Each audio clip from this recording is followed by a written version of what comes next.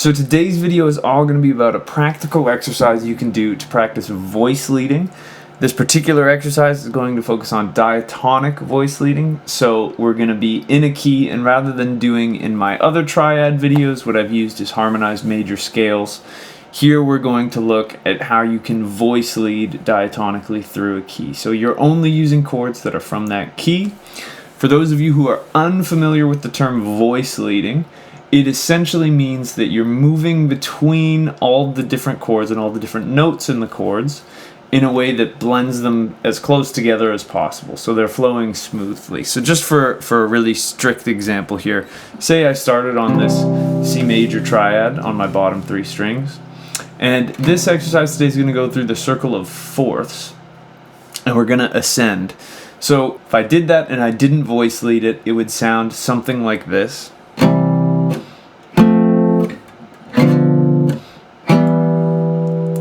And if I were to voice lead it, it would sound something more like this.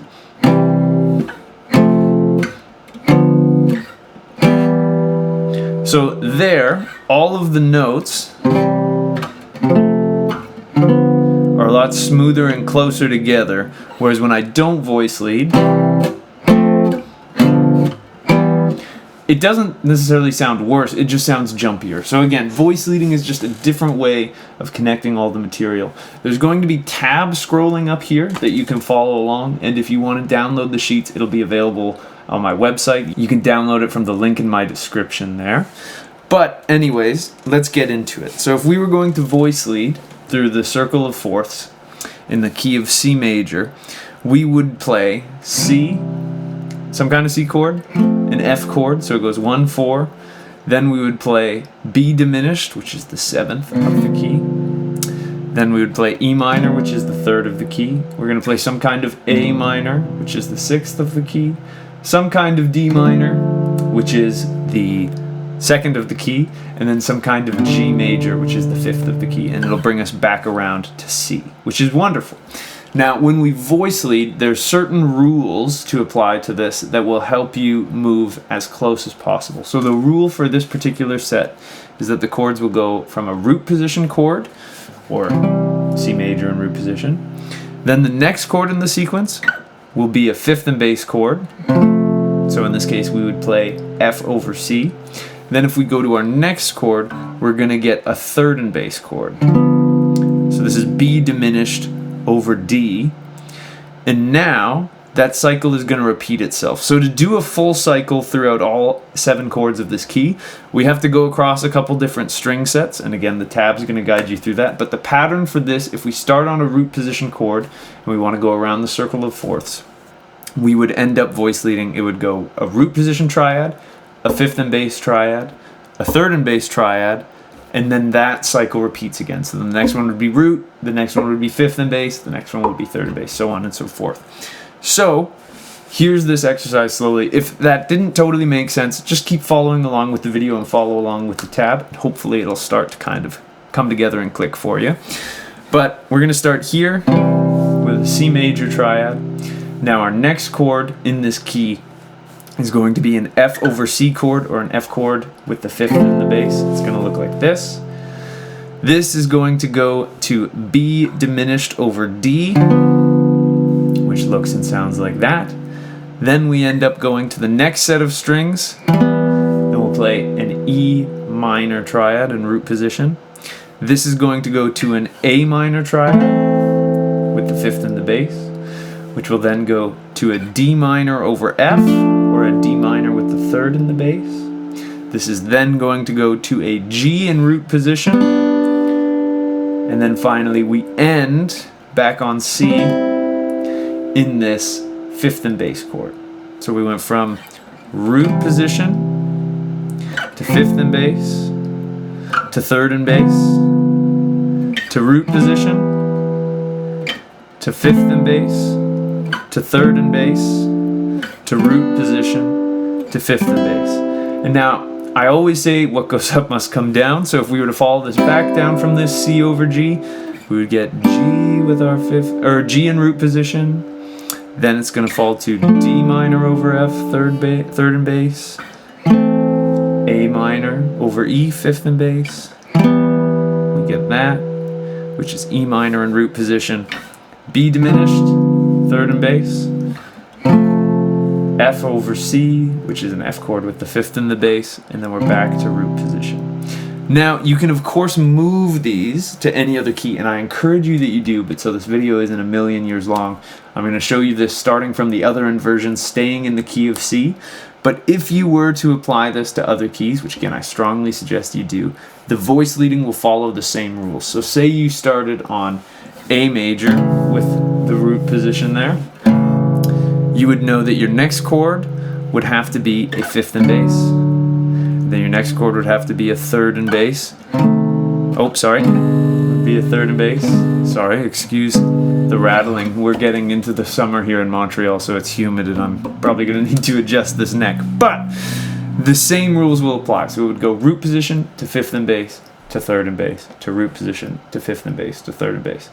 Now, if we were to do this with the third in the bass, so we're going to start from C over E, this same pattern applies, but now it's going to be third and bass to root position to fifth and bass. So starting from a C over E, I'm going to grab this guy right here. Here's my C over E. So we'll go C over E, or C with the third in the bass, to F major in root position. This will then become B diminished over F. So we're going to get this. Sorry, jumbled my fingers up. Then we're going to go, this was a fifth and bass chord, so now we're going to a third and bass chord, E minor over G. Then we're going to go up to a root position, A minor. Now root position goes to fifth and bass, D minor. Fifth and bass is going to go to third and bass. We'll end up here, and this G over B, or G with the third in the bass, is going to climb up to C major in root position. Now again, just like we did before, what goes up must go down, so we get C, G over B, D minor over A. This is going to fall to a root position A minor. Then we're going to go to an E over G, E minor over G, sorry, which is then going to fall to B diminished over F to F, and then we get back down to C over E. So that's a full cycle starting from the third and bass. If you were paying attention there, you might have realized that this pattern stays exactly the same. We're just starting from third and bass. So it's still going root position, fifth and bass, third and bass, but now if we started from a third and bass chord, now it's third and bass, root position, fifth and bass. Now let's do it one more time, and we're going to start from C over G, or C with the fifth and the bass. So we're going to start way down here, and again the same cycle of fourths. So I'm just playing all of the keys, or all of the chords in the key of C. I'm going around and I'm trying to voice lead these as smooth as possible. So now that we're starting at fifth and bass, the pattern is going to go fifth and bass, third and bass, root position. Or second inversion, first inversion, root position. This is what it would look like. So we get this C over G, and this is going to take us to F over A. This will then take us to B diminished in root position. This chord can be a bit of a stretch for some people. Just work your way up to it slowly. It'll get more comfortable the more you do it. This then becomes E minor over B, which is then going to go to A minor over C, to a root position D minor, to a G over D, and then we end on a C over E, or C with the third in the bass. Now if we voice lead this back down, I'm going a little fast, sorry. Then B diminished, then F over A, and then C over G. So if you notice when we voice lead this way, it's really, really nice. I'm going to do another video, maybe it's already out by the time I post this one, but that's the same cycle but going the other way. So now the chords are falling. Ascending on these circle of fourths actually works really, really well, just because if you notice in all of these, one of our notes stays and two of our notes move around them every time, which is fantastic. It's super, super smooth. The other way, it's a little bit less smooth. But that's pretty much it. With this, again, sometimes students think that, voice leading is the be-all, end-all of playing chords on the guitar. And it's wonderful to play on the guitar, and it's wonderful to do. But it's not to say that it's better or worse than if we were following root motion chords. It's just another kind of tool to have in your arsenal that's a really, really beautiful musical effect. And again, basically all we're trying to do is move as smoothly as possible all three voices of these triads as we go along. So you can apply what we did to other keys once you're comfortable with it in C. And the other thing that I'll add to this is that I've been pivoting across string sets. You could, of course, try to follow it all the way up one set of strings or come up with your own variations. The only rule that you really need to pay attention to is that root position, fifth and bass, third and bass progression, or any permutation of that, however you decide to invert it. That will get you, no matter what, to smooth voice leading, it's not dependent on what string set you're on, as long as you follow those inversion rules.